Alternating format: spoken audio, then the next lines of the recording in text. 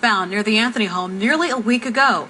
They are finding new evidence in this case nearly every day. Watch News' Bob Caylee live at the crime scene for us this afternoon. And Bob, prosecutors are actually out there today. Yeah, they've made an appearance here too, Sion. And just in the last 20 minutes or so, we have learned from the Sheriff's Department that their CSI techs, as well as the FBI's evidence response team, will not be leaving this scene today. And why? Well, it's pretty simple, because as you mentioned, they are still finding evidence. In fact, we saw teams actually with machetes. They've been cutting back into these woods even more.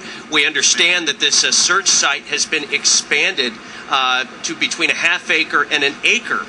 We did also see the two prosecutors this morning meeting with investigators, basically to get a progress report here on the 7th day of this search.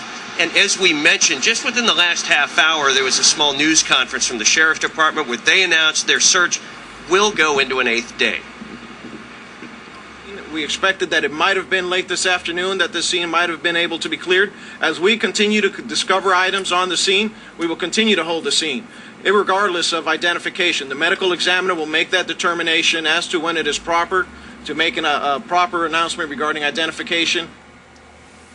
So basically what he's saying is, even if the FBI and their lab work concludes and they are able to identify who this child is, they're going to go on with their work here at this scene regardless of how that particular process goes. We have learned that on Monday, the technicians at the FBI lab in Quantico, Virginia, did start testing on a tooth and hair that was recovered from this scene in hopes of determining if finally this child is, as most suspect at this point, missing 2-year-old Caylee Marie Anthony.